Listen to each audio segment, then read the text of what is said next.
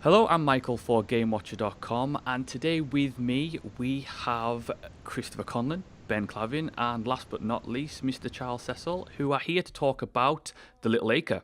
So, welcome everybody. Thank you. Hello. Thank you. Hi. I checked out The Little Acre. I've been checking out the trailers and little bits and pieces that I could find. So, for those who don't know, one of you explain what the game is and what it's all about. Take it away, Chris. Sure. Okay. So The Little Acre is a point-and-click adventure. It's set in 1950s Ireland, and the game focuses on the two characters in the game that are Aidan and his daughter Lily. They had been living with Aidan's father as well as that. His name is Arthur, but at the beginning of the game, it becomes clear that he's recently gone missing. So Aidan just starts looking for him and kind of picks up his trail, but eventually realizes where he's gone and inadvertently gets transported to this fantasy universe called Clonfera. And then the game is just basically about those two characters then, how Aidan's looking for him and Lily realizes that he's also gone missing and chases after him. And there's a lot of then switching back and forth. So, as the story progresses, the focus actually switches between the two characters at different times in the story. So that's really interesting. Where did the 1950s setting come from? It was. I think the reason we chose that is because it was kind of like it's a good time to have this kind of like experimental science kind of thing going on. Like you can just have weird looking machines, and it would be perfectly viable that you would just see this weird looking machine that you wouldn't have any idea what it would be. It could be a computer or it could be just a microwave oven, as is the case in one of the sections of the game, where a microwave oven is actually the size of a modern day oven, I guess. So yeah, it was mainly that, and then just originally we had been planning on putting more of an emphasis on Aidan's past. So the idea is that he was in the military and he was fighting in World War II, and at the moment now he's just he's not exactly retired, but he's not in the military anymore. So he has this engineering experience, which kind of lends credibility to his being able to figure out solutions to puzzles and stuff like that. Right. But there's not really any kind of focus on that in the game. It's just that it's mentioned at one point that he has that military engineering experience, and at the moment now he's just looking for a job. So that's kind of his situation. And other than that, it was just kind of the setting. We wanted it to be rural in Ireland, and in the 50s, that just leaves there's not much going on there. It's a fairly remote place, and it lets us kind of do nice things with the actual homestead and the clothing and things like that. Speaking of the homestead and the clothing, one thing that really struck me, and I think that one thing that is borderline required for a point-and-click adventure game is the art style and the aesthetic and the overall look of the game. And it is very visually striking, The Little Acre. It looks fantastic. How did you develop that art style? I think that a lot of that came from this college, Ballyfermot. It's in Dublin, and they were kind of created to feed Don Bluth Studios to make all those, All Dogs Go to Heaven, The Rescuers, and these sort of 80s Disney Don Bluth films. And that hand-drawn style was really their bread and butter. So a lot of these students came out with this kind of classical hand-drawn animation style, flipbook, old-school way of doing things. But in the animation industry in Dublin, which is really strong, a lot of the jobs wouldn't necessarily entail getting to do that old-fashioned style because it's kind of a crazy way to do it. But it looks great. It does. So, and it gives this unique kind of look to the thing. And that was just a natural way of doing it then. Like, how if you can't be the biggest game, well, like, you might as well do something that maybe the bigger games wouldn't choose to do, whether it be for time restraints or something like that. So I think it just naturally came about that way. We have these talented artists, and this is the style that they really love to make, and also no one else is going to bother doing it because it's kind of crazy. Can I jump in at this point? Of course. Yep. So, Michael, I was really thrilled. I was actually approached initially by Curve and introduced to Pewter. And one of the things that thrilled me was that it turns out that Chris was actually educated at Ballyfermot. But all those years ago, 20 years ago, I was in Ballyfermot looking for animators because at that point, Don Bluth Studios still existed in Dublin. And I went over looking for animators for Broken Sword. And in the end, we didn't take any on, but I was met by the head of layout, a gentleman called Owen Cahill, who we looked at the work that we were doing, giggled in a sort of a slightly high-pitched way, and said, "These are rubbish. You need to employ me." And we did, and had continued to have a relationship with Ballyfermot. So it was really great to sort of meet these guys, because I immediately recognised the style, and there are some similarities to Broken Sword, aren't there, guys? Yeah, yeah, you might say that. I mean, we draw a lot of inspiration for it. It's funny because, you know, whenever we were bringing it to events, it's kind of what we would use to describe the game as a kind of an elevator pitch. You know, we were kind of like, oh, it's kind of like Broken Sword, right, but with this art style and this setting or whatever, and people would immediately go, oh yeah, I get it now. Yeah. And then later on, of course, we actually have Charles working with us as an executive producer, and it's got his touch on it as well now. So it's crazy. So now when I'm telling people, it's kind of like Broken Sword. Also, the guy who made it is involved in it too. That's it. I mean, so it's cool. But yeah, in terms of like similarities, we had already put in kind of homages, shall we say, bits that are really inspired or even just taken from Broken Sword. I was going to say legally. The term homage is loosely used. It's bandied around, but it's fine. It's fine. We can say it's fine. We're the ones who loved it. Well, he said it's fine. That's why I'm saying. Okay, it's fine. great. So. Well, I wanted to ask about that because Charles, I wanted to go into more depth about how you became involved in the project, because especially now that, you know, you're a veteran developer, you've got Revolution Games, you have your Broken Sword series, and, you know, Beneath a Steel Sky. What attracted you to becoming involved in this project? I think it's a really beautiful and a charming project. And despite the fact I don't like saying it to their faces, I really like Chris and Ben as well. And I really admire them for having come out and produced a really interesting game. At the beginning, the game starts in a very, very gentle way.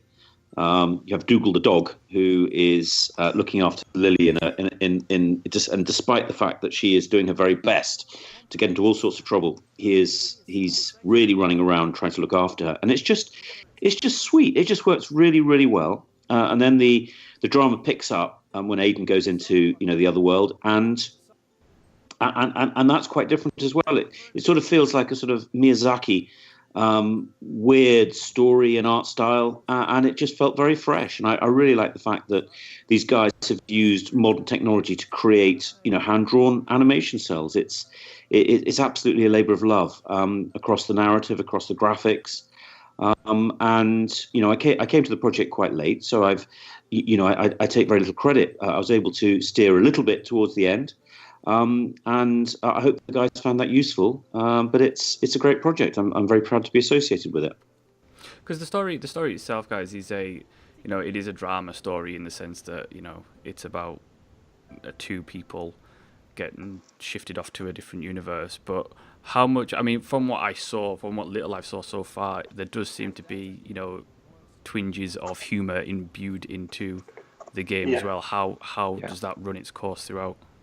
Yeah, I think there's a lot of that. It probably borrows a bit more from the kind of English tradition of adventure games as well, than in that style where, you know, it's not meant to be zany. It's not on the cover. It's not meant to be described, I guess, as a comedy or anything like that. But there's definitely a constant strain of comedy, of drama, of even sadness as well. There's kind of an underlying story that you can kind of delve into if you like while you're playing it. And I think that's just what we always wanted, is like, for it to work on a couple of different levels, but ultimately it's the drama, it's the story, and this tale of what happens. And because I think openly going, this is a funny game, when you're gonna try and make something, it kind of puts people they're kind of like, okay, impress me. Whereas if you kind of set up the scene in this kind of dramatic way, something's got to happen, and then you can throw in a few jokes or throw in a few sad moments and throw in a few things like that. I think you can kind of surprise people, and I like people definitely laugh when they play the game. Right. So that is a part of it, but it's not as if we set out being like, let's make a funny game. Right. It really was just try and tell a story. Yeah, and again, similar to Broken Sword, that is, a lot of people talk about the humor of Broken Sword, but you wouldn't describe it as a comedy game. Like it's not like one of those type of adventure games, like say Monkey Island, for example, where that is the emphasis is on that. But it is definitely there all the same. But the other thing, sorry, just the other thing to throw in is that actually these guys have designed the game in a very modern way, so that the puzzles are challenging, but the sorry, that was my phone going off. I'll turn my phone off. So they've designed them so that the puzzles are there to be solved. So you keep moving forward. They're not sort of contrived in the way that puzzles used to be, in the way that people wanted to play adventures, in the past. So you can actually get through the game at quite a rate and experience the story in quite a different way. Which is a segue, because I wanted to ask about the progression of, puzzles and the progression of mechanics, because it tends to be, in many point and clicks, you have, the puzzles, and then the puzzles get progressively more difficult. Is that the case with the game? I don't think so. No. Well, no. Personally, anyway, it's hard to say when you're the one making them up. But no, I don't think so. I think the emphasis has always been on the story and the beats and where you should feel, certain emotions as the story goes along. And made to be finished was always our idea. This is like played over the weekend sort of a game. We would often come up with solutions to puzzles or other puzzles that, would throw a useful roadblock probably in terms of stretching out game length or something like that. But it always kind of, why would the character do this? Why would they bother doing that? Always was something we'd always ask ourselves. So that, in a way, that kind of streamlined the experience, I think, a lot. Everything the character does pretty much makes sense in that moment, Right. Yeah, and if anything, towards the end, when the character's goals do become clearer, they do seem to move towards it quicker. Like at the start, there's just a mystery and there's the figuring out what happened. So there is more exploration and just figuring things out. But then towards the end, you know exactly what's going on, what the problem is, and they're rushing towards just solving that problem. Right, because with The Little Acre, one thing that struck me was obviously it was the story, it was the aesthetic, it was the overall look of the game. It's a very striking game, which for me, who is someone who doesn't tend to play that many point and clicks unless there's something that really interests me about them, it does kind of stand out in that regard. So cool. How are you, I suppose, what are you looking for in terms of what the player should want and what the player should experience? What are you setting at? What is the goal of the game? But we always had that thing while we were making it. We were like, if we were to just randomly see this on the store, like if this wasn't our game, but we just came across it, would we be interested in it? And that's kind of a standard that we've always used for ourselves. And I think we've always been able to answer yes, mainly through the artwork. And then, once the artwork leads you in through the story and the characters and stuff. So I think we did what we set out to achieve there. But yeah, the other thing is, like you were saying, that even if you don't play many adventure games, that it does have a broad appeal. And kind of the line that we've been using is an adventure for everyone. So it's supposed to be regardless of your experience with other adventure games, or even just games in general, that this should be easy enough to just pick up and play and enjoy. Mainly there to enjoy the experience. Which isn't to say there isn't challenge. I think what we tried to hit that sweet spot where you're confronted with an issue, you're stuck, and then within a few minutes you think you're so great because you figured out how to get around it. And that's kind of what we've been aiming for. And based on watching a lot of playtesting, I think with a lot of the puzzles, that's kind of the sweet spot we managed to get, where you don't feel like you were handed the answer. You did figure it out, but it's not. The game isn't fighting against you. Really. Right. In fact, that's one of the things we've added, which is this hint system. So when you're at any point in the game, you can kind of check your hints and it'll say what your overall goal is. You can get a hint for that, and then you can ask for a straight solution. So there's kind of a penalty for that, in terms of getting like achievements and things. But that is there. And we actually, again, completely stole that from Broken Sword. I don't think it wasn't the original, Charles, was it? Was it another release, like Game Boy or something? Yeah, no, it was when we did the director's cut. We added it in. Basically, I think in recognition of the fact that the audience has changed, or what people want from an adventure has changed. You, Michael, say that sorry, I was going to say, you've just said that you only play adventures when there's something special about them, and I think that's kind of it. Adventures have to keep pace with other games, which people expect to be able to continue. They don't want to be frustrated. Whereas 10, 15 years ago, that was part of the, I guess, joy is probably the wrong word, but certainly people enjoyed being stuck for days on end. Yeah, because that's exactly what I wanted to ask you about, because obviously there was a time period, 10, 15, 20 years ago where there was a case of, there wasn't a huge range of genres and gameplay styles that there is now. And so it almost seems like what once was a very mainstream genre, which is the point-and-click genre, is now kind of taken a step backwards into the shadows for the most part, comparatively to, other games. So that's fighting talk. Why did you guys decide to do a point and click? Because especially as an indie developer, it's a fairly big risk in terms of as your debut project. I mean, in terms of, especially from the outside looking in, for someone like me looking in, it's while it looks fantastic, it's certainly a risk to do that. Mm. Yeah, God, I guess there's a couple of ways this could go, but yeah, first of all, I guess adventure games, while that kind of traditional ones are probably not in the mainstream, obviously, anymore. But, the essence that they kind of deliver to the games world is still there in your Walking Deads and almost even in your AAA games as well. Just these aspects of adventure games that weren't, that are now in a lot of other styles of games. So I think people are familiar with the concepts of, the focus on a story and a narrative, which used to be exclusive to adventure games, but is kind of spreading out to other genres now. And also, I guess, was just our love for them as well. I mean, yeah, it's easy to sit here and be like, why don't we just make, a Flappy Bird type thing or whatever, what's popular, and then try and make that. But for myself and Chris, one of the biggest, we both loved Broken Sword. We don't love a lot of the same games in our history, but that was one of them, and just had a strong feeling with these type of games and always wanting to kind of contribute into that space. So, and doing this sort of art style as well, it's not exactly the most business savvy decision as a concept, but in the end, not always chasing that obvious what's selling right now. Yeah. Sometimes it does help. Like when we go to these shows and people are walking around and they see this crazy Don Bluth Disney looking game, they tend to stop and ask what it is and what's going on. And so, yeah. I think even in terms of popularity, they are probably more popular now than they have been in a while. Yes. And even when we did start this, that was kind of one of the latest resurgences was, there was the Kickstarters for Broken Age and for Broken Sword 5 as well. So it was kind of just during that period that we had only just newly started The Little Acre as well. So I guess we kind of were riding that wave a little bit in a way, but I mean, that's definitely not why we would have been doing it. We did it because these are the kind of games that we both grew up with, and we wanted to make this kind of game our first game.